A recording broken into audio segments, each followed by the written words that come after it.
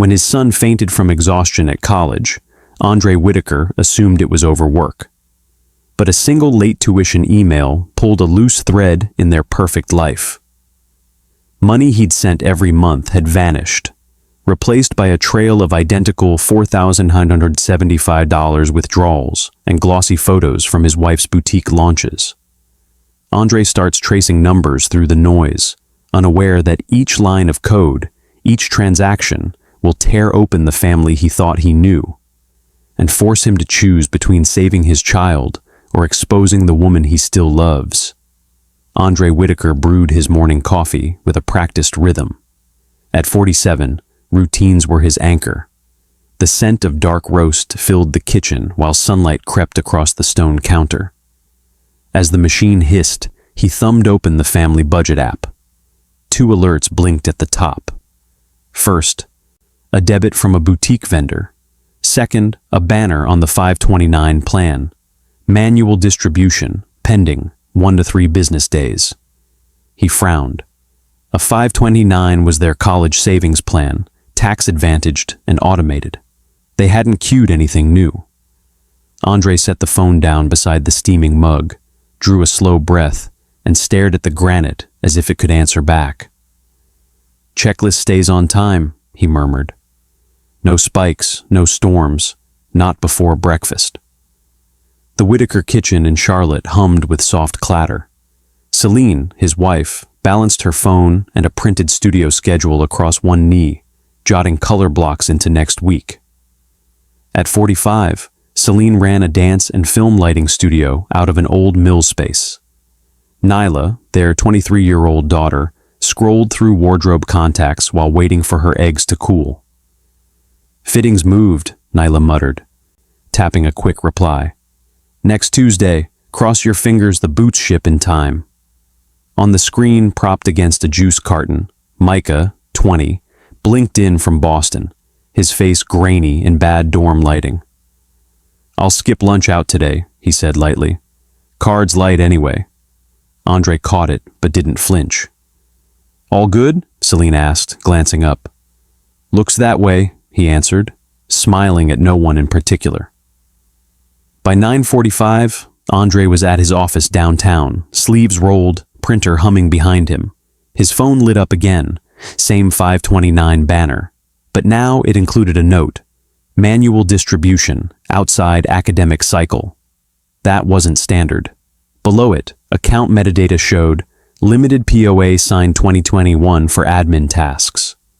POA, power of attorney, meant someone, specifically Celine, had limited authorization to access the account for non-investment actions.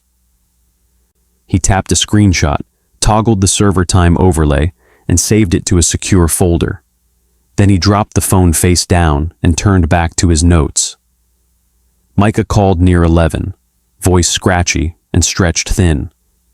"Hey, Dad, do we have any of those Nucker 11 foam cutting blades in storage? I grabbed some today. Also needed more chipboard, 32 by 40. It adds up." "You eat?" Micah laughed once, dry. "Nah, didn't want to tap into groceries with the card already negative." Andre glanced out the window, traffic murmuring below. "Use it for groceries tonight. I'll sweep the balance this afternoon." "I'm good, Dad. Promise." That night, Celine was filming a new studio setup. The place shimmered in short bursts as she demoed a strobe rig on rails. Andre caught her in the frame, clipboard in hand. He stepped closer. On the invoice under her elbow, "Co-marketing install, prepaid 3 months." The timestamp read Tuesday, the same window as the 529 trigger. "Nice upgrade," he said evenly. "Partner deal covered most," she answered, still half in lens mode. Thursday lunch brought Dion Mercer. At 52, Dion had mentored Andre since their audit firm days. Over barbecue, grease soaking into brown paper, Andre laid it out. "Single debit from her boutique," he said. "Manual flag on the 529, POA linked, Bursar still unpaid." "Easy to rationalize, hard to prove," Dion said, sucking sauce from his knuckle. Then he nodded once, slow. "Pull 5 months, color code transactions, Match clusters under 5 grand, especially Fridays or long weekends. Boutique receipts too. Andre tilted his head. That's a lot. You audit strangers, Dion said. Audit home. That night, the bursar emailed Micah's statement. Outstanding balance, payment not received. That confirmed it. If the 529 distribution had processed, tuition would have hit directly. Andre clicked back to the saved screenshot, eyes scanning the time code. Cold blue light from the monitor rimmed his glasses. That should have hit your side, he muttered. He stood and grabbed a sticky note from the drawer. Wrote bold in sharp black ink. Review distributions. Verify Micah fund. He pressed it to the top corner of the screen. Behind him, the ceiling fan ticked in its orbit. The yellow note caught the screen's light like a beacon. Andre sat at his desk just after dawn, the coffee gone cold beside him. He reopened the 529 plan dashboard and refreshed the activity log. The pending flag was gone. The manual distribution now read settled. One transfer processed and cleared. Micah hadn't touched it. Andre pulled up his personal banking app. With deliberate care, he initiated a test transfer, not from the 529, but from the household checking. $50 marked for studio supplies, routed directly to Micah's linked account via ACH, the same direct deposit network used by payroll systems. He copied the ACH reference ID, dropped it in a notepad, and exhaled slowly. Let's see if this lands clean. 2 days passed. Late Thursday, Micah texted from Boston. Still nothing. Screenshot attached. The balance in his checking account hadn't budged. Andre checked his own dashboard. The transaction showed ACH completed, marked 2 days prior. Even accounting for float time, it was now beyond 72 hours. He jotted the date, routing number, and last 4 digits of Micah's account on a clipboard tucked under his elbow. Quietly, he added a note. Check against boutique timing. The next tab he opened was a boutique ledger file Selene had emailed back in July. Q2 intake, ProJT 2024.pdf. The PDF loaded thick with itemized entries, dense rows, one after another. Midway down, a pattern clicked into view. 17 entries of exactly 4,175, each falling within a Friday or Saturday window, spread over 5 months. Andre printed the sheet and circled each cluster in red. The toner's heat warmed the paper as he stacked them neatly on the edge of his desk. 17 pulls, 5 months. That's a signature. Friday afternoon, he dropped by Celine's studio with a second cup of coffee. The space buzzed with energy. Portable strobes blinked in test loops. Racks of garments leaned like dominoes against the far wall. Stacked shipping boxes lined the hallway, each labeled with a carrier code, tracking number, and a timestamp from the label printer. She didn't notice him at first. A stylist waved a diffuser overhead while Selene adjusted the lens aperture. The shot was mid-roll. No room for questions. Busy day, he said quietly, easing the coffee onto a cart. Pre-launch sprint, she answered without turning. Her voice clipped, focused. As the lens clicked, Andre stepped back and snapped one of the shipping labels with his phone. Just one. The print time would help later on the carrier portal. That night, after the house went still, Dion picked up on the second ring. You sitting down? Andre asked. I've got 2 fingers of bourbon and a highlighter in hand, Dion said. Try me. Andre ran through the flags, distribution window, invoice overlap, Micah's missing deposit. It's wide, he finished. Too wide to track casually. Dion let it hang for a beat. Build a 3-line timeline, he said finally. Top row, 529 distributions. Middle, boutique intake. Bottom, Nyla's travel and posts. Overlay the dates. Cross for correlation. Andre scribbled it onto a yellow pad, then added a 4th line below. Cloud accounting access logs. Requested. Verification first, he said. emotion later. By midnight, the living room looked like a color-coded war table. Blue for tuition-related activity, red for boutique transfers, yellow for anything unknown. He dragged a transparent grid overlay onto his desk and began populating a heat map. By 2 a.m., the first week of every month glowed red with under $5,000 draws. His eyes burned. The markers squeaked with every slash. He pulled the boutique invoice from part 1, the co-marketing install Celine had logged with flair. Its timestamp landed within 48 hours of a 529 withdrawal, just like the rest, 17 times. Andre annotated the match, then aligned each instance. A repeated window, distribution triggers, then boutique receipts within 24 to 72 hours. Over and over, he renamed the file, Trail of Fives XLSX, then attached it in a midnight email to Dion. 72 hours is enough to see money's signature, he typed. One line, one send, then silence. He turned back to his browser and pulled up the boutique's cloud accounting portal. At the top corner, a tab marked Access History. It spun, then halted. Restricted, vendor access only. No entry without counsel. Andre printed the lock screen and taped it beside the monitor. Under the sticky note from part 1, he wrote a fresh line by hand. Call Ruth, preservation letter, then temporary financial restraints. The wall clock ticked. His heart beat steady. The 2 screenshots and a single handwritten line framed the monitor in yellow and gray. A doorway into what came next. Andre stared at the sticky note again, its corners curling slightly under the lamplight. The line he'd written the night before still held steady. Call Ruth, preservation letter, then temporary financial restraints. The pen felt heavier today. He dialed. Ruth Ellison, came the answer, crisp. Andre cleared his throat. I need preservation letters out today. There was a pause. The coffee maker hissed behind him. We freeze facts, not feelings, Ruth said. By mid-morning, Ruth had drafted 3 separate preservation letters. One to the 529 plan administrator, one to the boutique's payment processor, and a third to the cloud accounting vendor that hosted the boutique's records. She attached every screenshot and account reference Andre had pulled, the manual distribution log, boutique receipts, and shipping label timestamps. Each company needed a different legal routing. Andre dug through his folders, forwarding account IDs, transaction references, and contact threads. Paper first, Ruth said, flipping pages. Court later. He nodded, listening to the printer warming again, toner scent returning like déjà vu. At noon, he called the 529 helpline directly.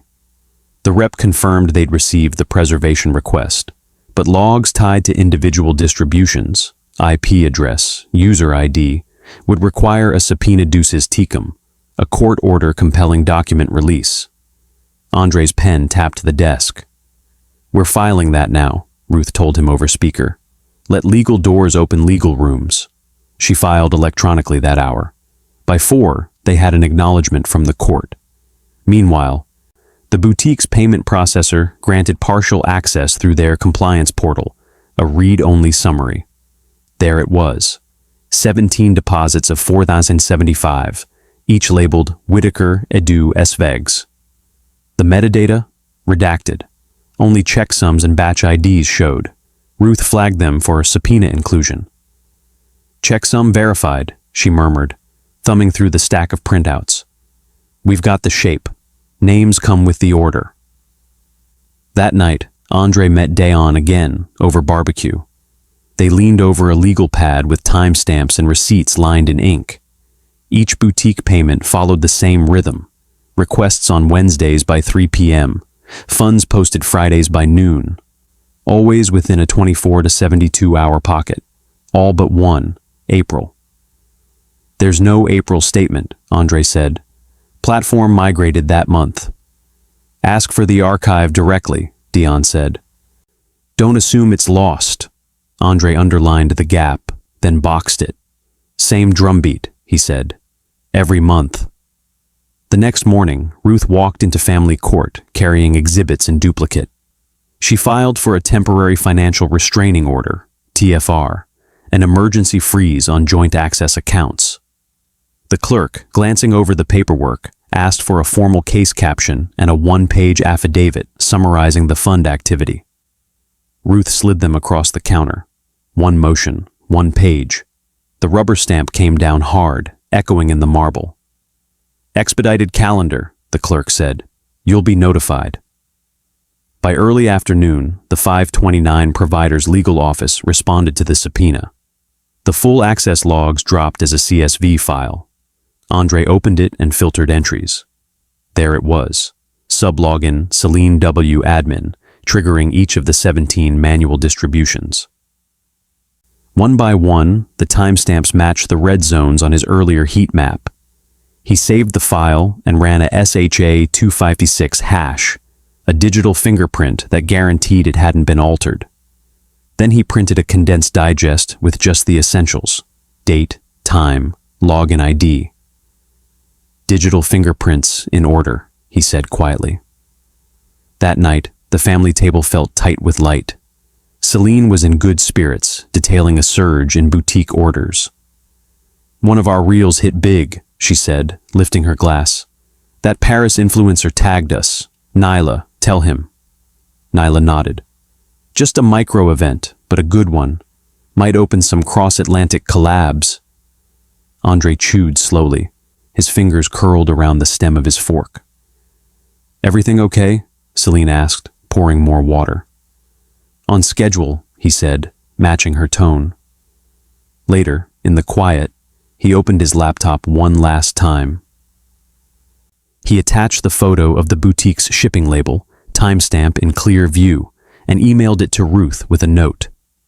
"Add this to the 3-column timeline, 529, boutique, Nyla." His chest felt wired, breath shallow, but the binder grew.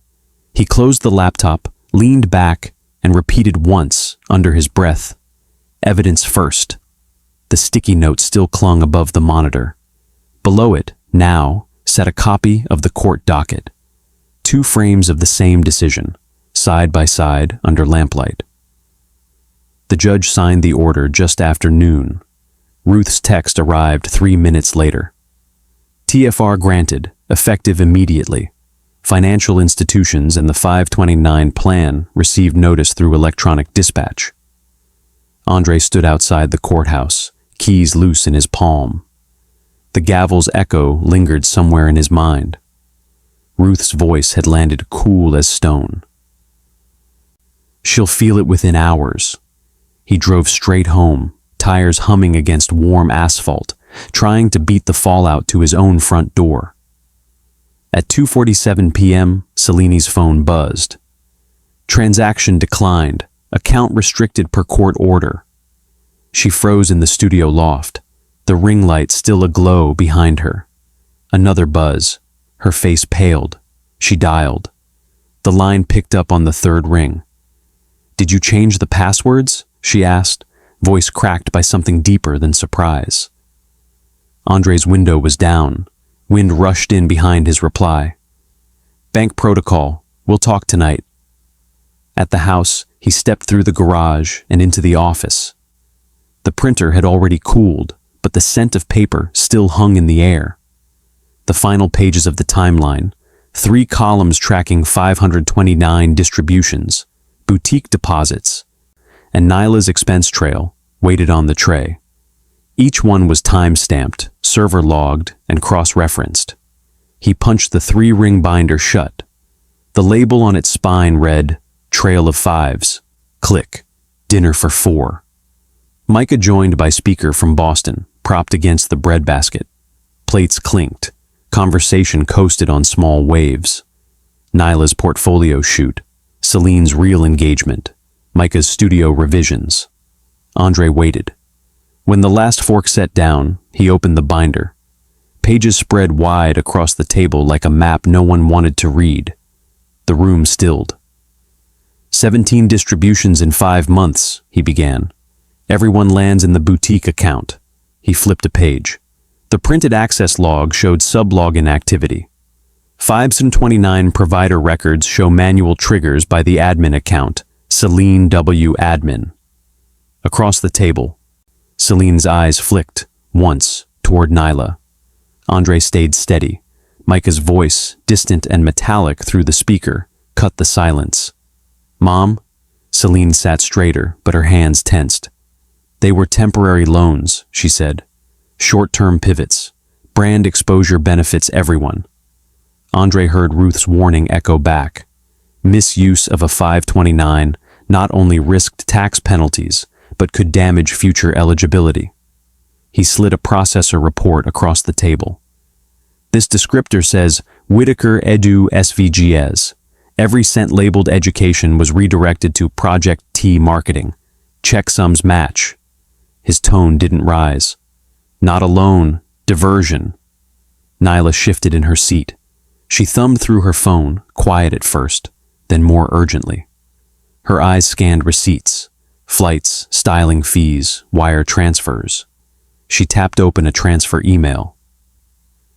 In the descriptor field, Whitaker Edu is fees. She swallowed. "I didn't know," she whispered. A chair creaked. Someone exhaled, short and thin. Then Celine's voice broke, trembled around the edges. "I did it so our kids wouldn't look less." The admission hung in the air like fog off pavement. Andre leaned back. "You traded meals for marketing," he said. Nothing moved. The refrigerator motor kicked on, filling the silence like static. He closed the binder, slow and final. "The TFR stands. Ruth will contact you by email in the morning." He paused. "No public statements." Celine reached toward him, then stopped, fingers curled in midair. "Truth first," he said. "Forgiveness later." The binder clicked shut again. It sounded like a door closing. Later that night, he called Micah directly. "We've set up a UTMA account for you," he said. "That's a Uniform Transfers to Minors Act custodial account. Covers living and studio costs. Tuition continues direct to the bursar." Micah was quiet for a moment. "What about Mom?" Andre looked at the two sticky notes now posted on the wall. The first, from a week ago, still read, "Review distributions. Verify Micah fund." The new one was fresh, ink just dried. "UTMA live Monday 8 a.m. "We fix what can be fixed," Andre said. "No more hidden lanes." Sunlight cut a clean line across the counter. Andre sipped coffee while the fridge kicked on behind him, a low mechanical hum filling the kitchen's quiet. Ruth's email lit up his screen. "TFR acknowledged by all institutions." The temporary restraining order, granted under risk of asset dissipation and strong preliminary evidence, had landed where it needed to. So had its consequences. The joint household account was frozen. He scrolled down. Ruth's reminder was short. "Do not use your firm's payroll fund." Andre opened a separate tab and transferred the family's weekly expenses from his emergency personal account. He logged it manually. Salary advance, already cleared with accounting. Behind him, the coffee maker hissed again. "We preserve truth, not comfort," Ruth wrote. Andre muttered back, "One day at a time." Midday, Ruth called. "Celine's counsel just filed a motion to modify the TFR," she said. "They're citing business hardship. If approved, Celine could regain access to the frozen funds." "No time to hesitate," Ruth added. Andre gathered receipts and system logs while Ruth drafted an affidavit, a sworn statement under 28 U.S.C., paragraph 1746, laying out each withdrawal with timestamps and transaction IDs. The printer warmed. Rubber stamps thudded in her office. "Hardship doesn't outweigh the risk to the child's education fund," she said flatly. By noon, Ruth filed a request for production, RFP. 6 months of boutique financial records tied to Project T marketing. She paired it with a protective order, labeled attorney's eyes only, to shield trade secrets but force disclosure. Opposing counsel pushed back, claimed proprietary models, private vendors. Ruth faxed her reply without blinking. No secrets when money is shared. The fax tone crackled, followed by digital send confirmation. Days later, the vendor delivered. A CSV log showed user Celine W. admin retroactively editing transaction lines, changing personal draw entries to vendor expense. Dion confirmed the IP address matched the one from the 529 access logs. Same machine, same minute, he said, leaning over Andre's screen. Andre exported the file, hashed it with SHA-256, and archived it by date. Another square added to the paper trail. That night, Celine posted on her boutique's social channel. Small business under audit. Truth will clear me. Comments trickled in, some supportive, others spiraling into speculation. Andre didn't reply. He screenshot the post, saved it to the case appendix, and closed the app.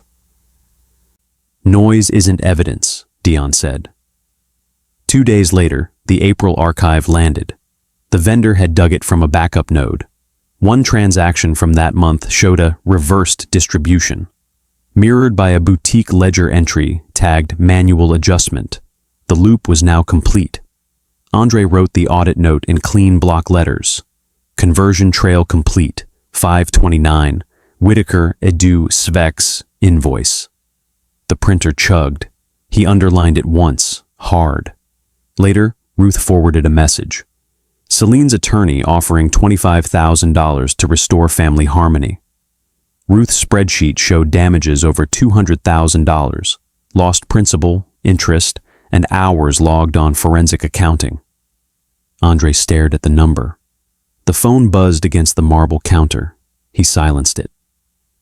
Harmony without honesty, he said quietly, is noise. The following day, both parties sat at the mediation table. A neutral third party moderated. Ruth laid out the terms. Boutique profits to fund a joint escrow account, locked until Micah's full education fund was restored. Celine hesitated, folded her arms, glanced toward her counsel. The mediator paused, then logged it. Partial framework reached, subject to verification. We rebuild the fund, Andre said, before we rebuild us. Outside the conference room, Ruth leaned in close. Once this file's publicly, she'll sign, she whispered. We can request minor name redaction, if the court agrees. Andre looked out at the hallway, fluorescent lights flickering slightly at the edges. Let sunlight handle the rest, he said. That night, he sat at his desk. He uploaded the final exhibits through the court's secure e-filing portal. A receipt ID blinked on screen. He took a screenshot, stored it under the time-stamped folder. The chime of upload completion was soft, but unmistakable. Blue glow washed across his face. The reflection in the monitor, calm. The process was complete. The leak wasn't dramatic. No morning news anchor. No confrontation in the street. Just a quiet auto post, 7:42 a.m., from a regional Legal Watch blog. Boutique under financial freeze in family trust dispute. Screenshots of the injunction, file numbers, names. Andre scrolled once, then once more, letting the words settle. He muted his phone as the first buzz came through, then another, then 6 in a row. By 8 a.m., the group chats were live. What's going on with Celine's business? Is it true? Saw her name tagged. He copied the article link, forwarded it to Ruth. Buzz. Then Dayon's voice. Truth runs slower, but it runs. Orders vanished within hours. Vendors paused pending review. One supplier flagged, hold on credit line until clarity. A planned launch was pulled from the boutique's front page. Customers screenshotted refund emails. Celine issued a 2-line statement. Temporary hiatus for audit compliance. Thank you for your support. The studio door chimed and echoed when she stepped out alone to silence. In court that afternoon, Ruth's tone was exact. For a TFR extension under Rule 65, we must show continuing risk of asset dissipation, likelihood of success, and the balance of hardship. Opposing counsel gestured to impact. Staff layoffs, paused projects, brand loss. Hardship exists, Ruth conceded, but the court must weigh that against misuse of education savings. The judge folded his hands. Motion to extend, under advisement. Dayon dimmed the lights and clicked the projector. 3 columns filled the screen.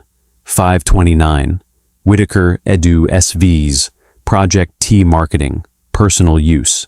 Color-coded entries blinked red, green, yellow. Each line matched a transaction from the audit, except one. An April record with no clear trail. Ruth stepped forward, flipped a page in the binder. Same transaction, Your Honor, different label. The April distribution was reversed, and the boutique matched it with a manual adjustment. The judge looked from screen to exhibit. A long breath. He ruled from the bench. TFR converted to preliminary injunction. 90-day freeze. Trial date to follow. Celine's hands trembled when she signed the acknowledgement. Outside the courthouse, Ruth murmured, risk, merit, balance, all 3 pillars. That night, Nyla drove across town to her mother's condo. The hallway smelled of cardboard and warm dust. Inside, boxes leaned half-sealed near the kitchen. LED panels sat unplugged on the counter. Selena didn't offer tea. I did everything for this family, she said quietly. For our name, for you two. Nyla looked around. Then why did you hide it? Selena looked down, didn't answer. He's not punishing you, Nyla said. He's stopping the leak. The air conditioner hummed. One tear slipped out. Celine turned her face away. Up in Boston, Micah stared at a bank alert. UTMA custodial account, $3,000 available. The name matched. Whitaker family UTMA. Custodian, Andre. He scrolled twice, read the terms, then grabbed his list. Bread, frozen dumplings, studio blades, batteries, latex adhesive. He walked 4 blocks through evening traffic and restocked everything. Groceries rustled as he opened the fridge. He texted one line. Deposit came through. I'm good. Andre read it while stirring lentils on the stove. He plated 2 small bowls, just habit, and set one aside. The jazz speaker clicked softly in the background. He hadn't slept much, but therapy helped. No rage, just quiet. And quiet, lately, felt like a kind of control. Midweek, a thick envelope landed in Celine's condo mailbox. State Attorney Inquiry, Preliminary Audit Notification. Page 1 requested 6 months of boutique and education-linked transactions. Ruth read it cover to cover. The IRS may assess a 10% penalty on any non-qualified withdrawals, she warned, plus income tax on earnings. Celine blinked slowly. Will it keep compounding? If we don't respond? Ruth nodded. Yes. Celine placed her hand on the table. I'll cooperate, fully. That Friday, they met in Ruth's office.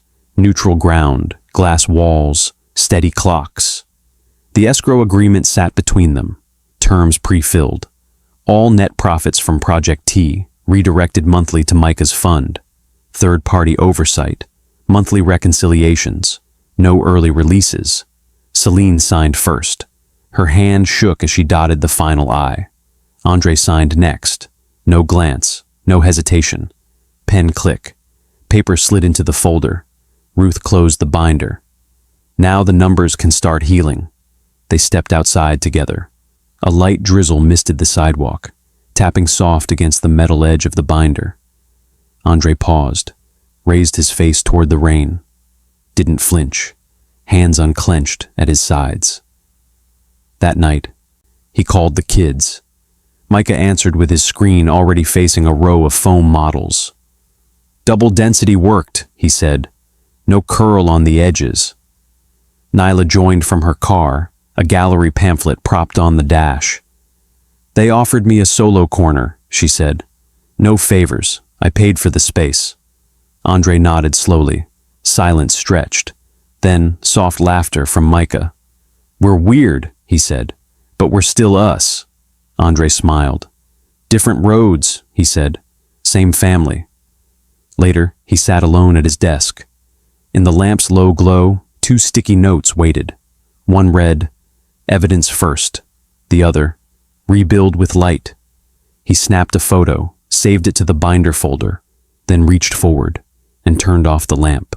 Morning light filtered through the kitchen blinds and landed in warm stripes across the counter.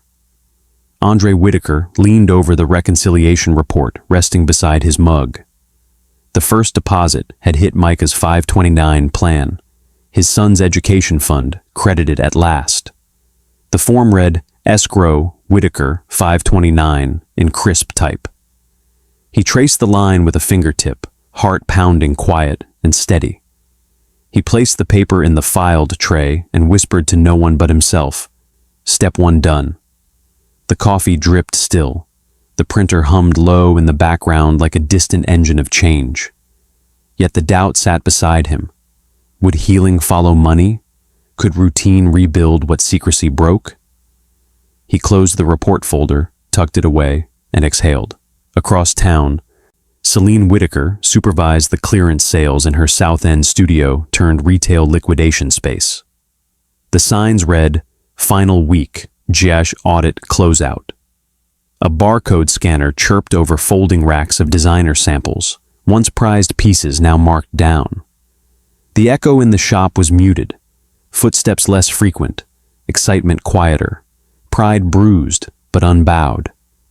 She lifted her phone and called Ruth Ellison. "Okay," she said, voice small. "What's next for the escrow transfer schedule?" "Next transfer posts Friday," Ruth replied. "Amount, per the agreement, and reconciliation by month end." Celine nodded, leaning against a metal frame. "It's strange," she said softly. "Paying back is lighter than hiding." Later that week, Andre sat in his therapist's office. The couch beneath him sagged under years of accumulation, of stress, of denial, of buried conflicts. The therapist repeated a term he'd written on the whiteboard, PTED, post-traumatic embitterment disorder. "When justice and resentment live too long together," she said, voice calm. Andre tilted his head. "So I'm damaged?" he asked. She shook her head. "You're exhausted. Justice without compassion corrodes. Evidence first doesn't mean empathy, never." He folded his hands, looked at the wall clock tick, heard the couch squeak under his shift. "I'll try," he said, "one day at a time." On Sunday, the choir swelled at his old church. He sat near the back, the organ pulses filling the rafters. Heads turned, whispers drifted. "There's Mr. Whitaker." Some offered nods of quiet respect. Others cast glances of pity. Social fatigue weighed on him. The scandal's ripple still unsettled the pews. But he attended anyway. He listened to the hymn and felt the words. "We build stability, we stand together," typing like footnotes in his mind. His feet rested on the wooden pew, firm. That afternoon, a video call opened.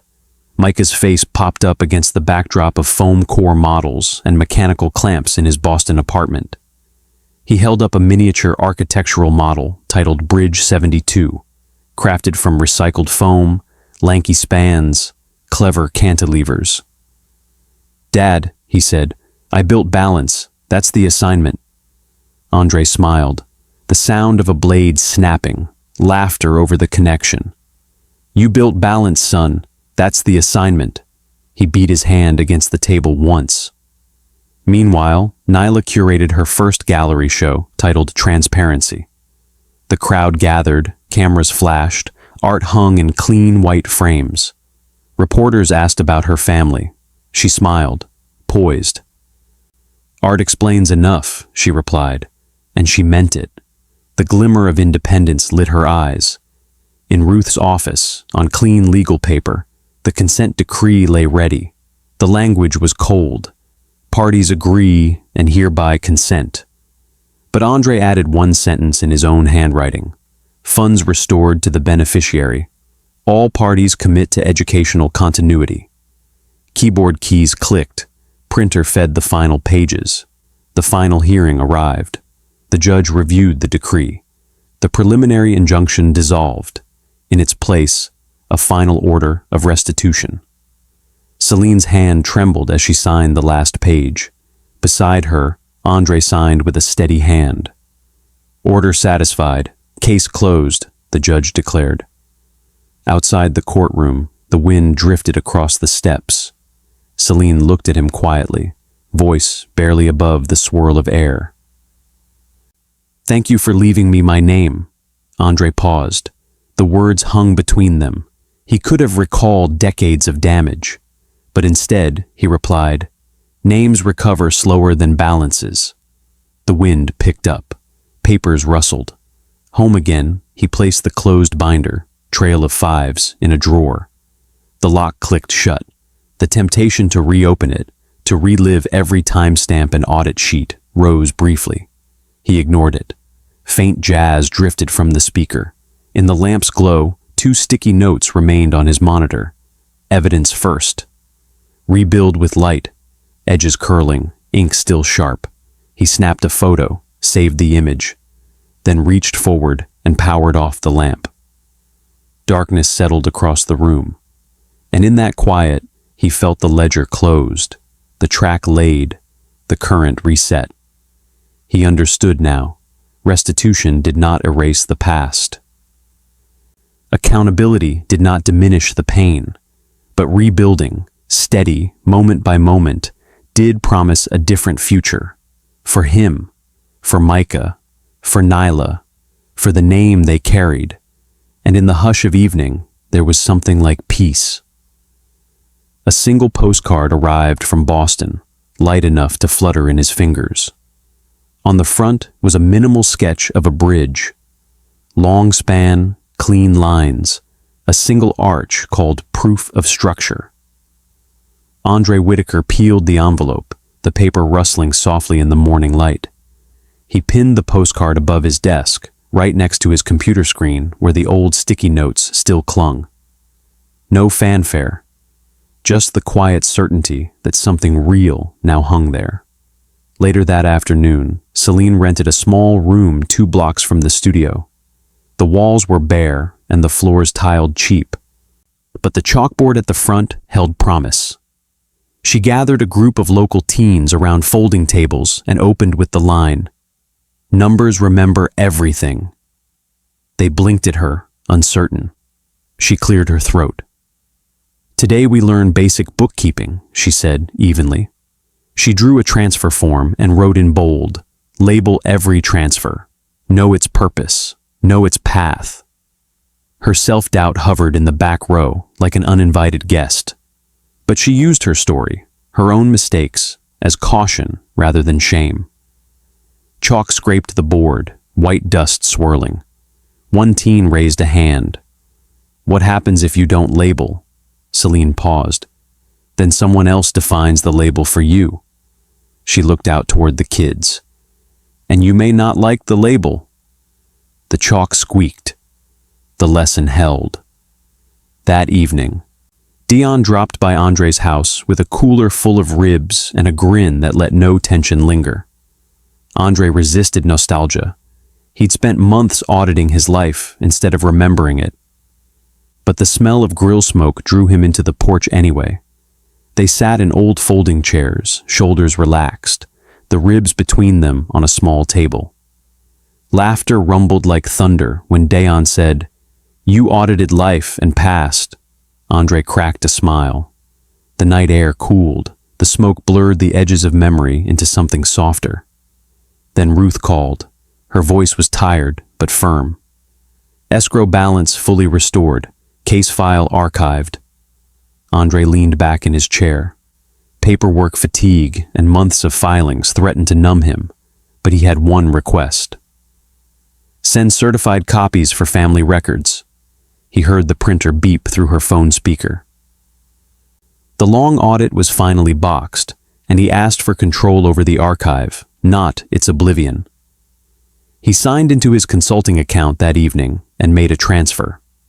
A small portion of his fee diverted into a new community microgrant, the Whitaker 529 initiative.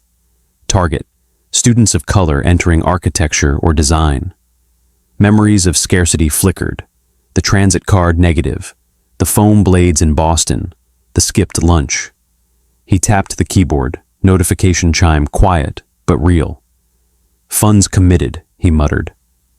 The following Sunday he sat with Micah and Nyla at church. The choir rose, organ swelled. They performed Lift Every Voice. Whispers followed their arrival, some nods, some pity glances. Andre ignored both. He took a deep breath and sang softly. No audition required, just presence. The rhythm trembled through the wooden pews. His feet rested solid. He felt a branch of his life move from hiding to recognition. Late afternoon, he nudged the grill outside. He placed duplicates, obsolete copies of printed ledgers, binder rings, audit printouts, into the firebox. The flame licked paper edges, numbers curling into ash. Hesitation hung for a second. Could he really let it go? Then he exhaled and fed another sheet into the flame. The crackle and faint smoke wrapped around him like release. This wasn't erasure. It was letting the ledger rest. At the same time, at a gallery downtown, Nyla hosted her show titled Transparency. Celine attended, quietly carrying her own past through the door. One painting caught Andre's eye later, Ledger of Light. Black canvas, gold lines like finances drawn in sunlight. Camera flashes popped, crowd murmured. Celine stood beside Nyla for a moment, and they hugged without words, shame and pride folded into one gesture. Back at his home office later, Andre reviewed his personal financial dashboard. Cells were empty where shared accounts once were. The spreadsheet lines were aligned, transparent, simple. He typed a note. Transparency, trust. His fingers clicked softly on the keyboard. The numbers no longer danced in hidden corridors. They stood clear and public in his own view. He leaned back, wind drifting in through the open window. He remembered Micah as a child, stacking wooden blocks in the living room, muttering, "It stands if it's even." No tilt allowed. No tilt. He whispered to himself now. Still stands. The wind carried shadows through the space, simple and sure. In the hallway, he mounted two frames side by side. Micah's postcard of proof of structure and the final court decree stamped satisfied. His hand trembled slightly as he hammered the nails and clicked the glass into place. The two items matched, the child's bridge sketch and the final sentence of the case. He stepped back, breathed in the echo of the frames and the wall behind them. That night, he sat at his desk. The lamp glowed. The folder labeled Trail of Fives, closed, lay at his side. On the monitor, two sticky notes still clung. Evidence first. Rebuild with light. Edges curling, ink sharp. He photographed them with his phone. Saved them. And then, with one finger, he pressed the light switch. Click. The lamp dimmed. Soft hum faded. Darkness settled over the quiet ledger. The proof, the penance, and the peace. The end. When family fractures run deep, rebuilding takes more than truth. It takes intention and light. If you've ever carried the weight of a secret, held your ground when it would have been easier to fold, or chosen repair over revenge, your story belongs here. Drop it in the comments. Someone needs to know they're not the only one. Please comment 1 if you liked the video, comment 0 if you didn't, and feel free to share why, so I can keep improving the content for you. Hit subscribe so you don't miss the next story, and share this with someone who needs to hear it today. Your support means more than you know.